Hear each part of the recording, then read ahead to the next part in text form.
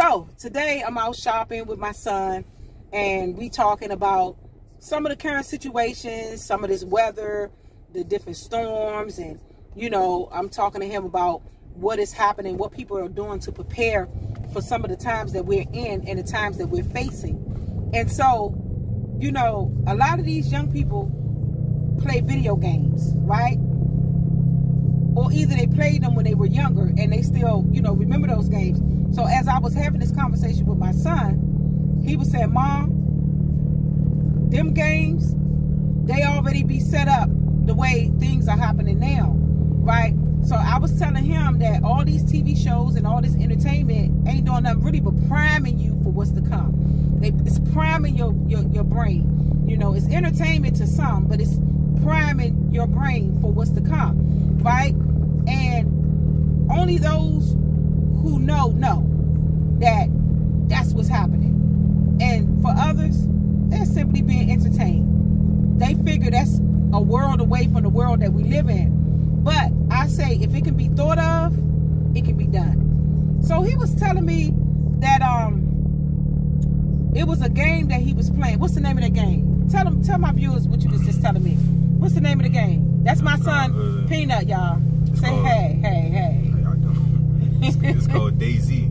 He don't want to be on the game. He don't want to be on the camera. But I need y'all to hear this. Listen to this. No, it's called Daisy. You gotta talk up, because you know my car. DAYZ. And I was telling her, I was saying I was playing a game. It's like a survival simulator. And I was telling her that one time on a game, you get to go in like abandoned grocery stores and you get to loot. You know what I'm saying? Leftover canned goods and stuff. You know. Tell them what you did. You was in the grocery store. Listen to this, y'all. So I had went in the grocery store and I had got me about 10 cans of food. I mean, this on the video game we talking about. And on my way out, I'm headed back to my base, because you get to make a base setup in that game. I'm headed back to the base. And 10 dudes, 10 real players that's playing the game actively, just like I am. They stop me on the road and they tell me, they like, "Hey, what's up, buddy? What you doing?" I'm fine, man. Just give me some food, you know.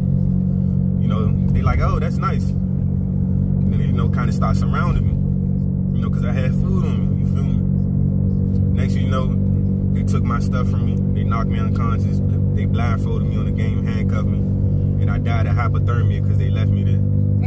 So like, yeah. You know what I'm saying? Like that's how I be on the survival game. So I told her that I think it'll be like that in real life. That's too. right. That's right. If they act like that on them. That's right. So y'all, look. So he said that it was people in these empty grocery stores, like taking over the grocery stores. So people came in, they was knocking them off and that stuff like that. You know, people was looting, people was taking over grocery stores and all this kind of stuff. So we already know the news about people following people home and taking their groceries. If you don't know, haven't heard about that, Google is your best friend right now, right? I'm driving, so if I find a link to one or two of those stories, of course, I'm going to put it in the comment box, because I don't want to be one to tell you a story and not link the resource up in the comment, in the description section. But this is happening, okay? This is happening. And I have a close tie with the police department, so to speak. And these things are really happening out here, right? To the point that they're getting task force together to address some of the situations that is happening in some places. It's only a matter of time. The news talk too much. So if the news air a story, that just give other people ideas as what to do somewhere else. And then they'll do it in a way that they try to perfect it, because now the news then talked about how somebody else then got caught or what's happening, and other people go playing around that. So, you know, I don't like the news for the fact that they do a lot of talking and telling about what's happening in some places.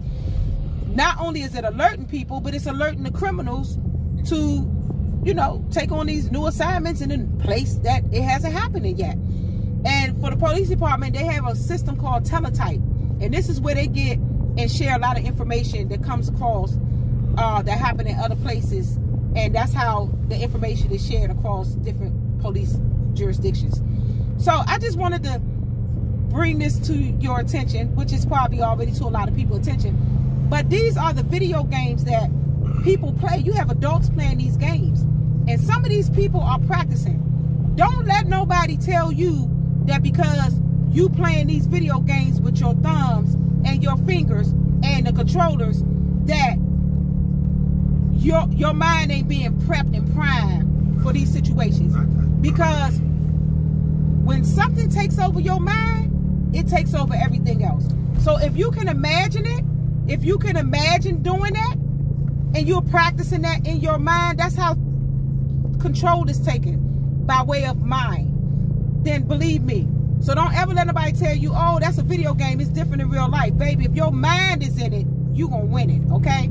Think about times that your mind was so strong in an area and you believed and wanted to do certain things, and you were able to go out. It was much easier for you to do it because you already played it out in your head, okay? So don't let nobody tell you that because somebody on a video game that they ain't got the strength or the capability or the mindset to do some of the things that's necessary to do. Because see, you in survival mode, somebody else might be in takeover mode. So always remember that. No. So go ahead, Peanut. We was gonna say something else. I want to say one of the guys that played the game, I know, Caucasian male, great guy. I know him. He oh, you talking about? I know you talking about that guy you met. You was telling me about.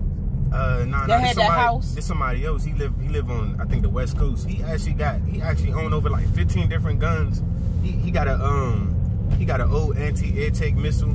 He got gas masks, and like he actually, like, not only he played the game, but he actually got that type of stuff in real life. It makes sense. Set it up, yeah. It makes sense how well coordinated some of those team of bandits on the game be.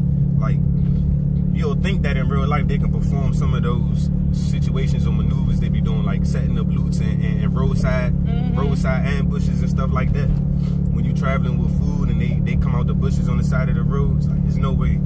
If you see how serious some of them take the game, like, you'll think that they're capable of doing it in real life, which is more likely so. Exactly.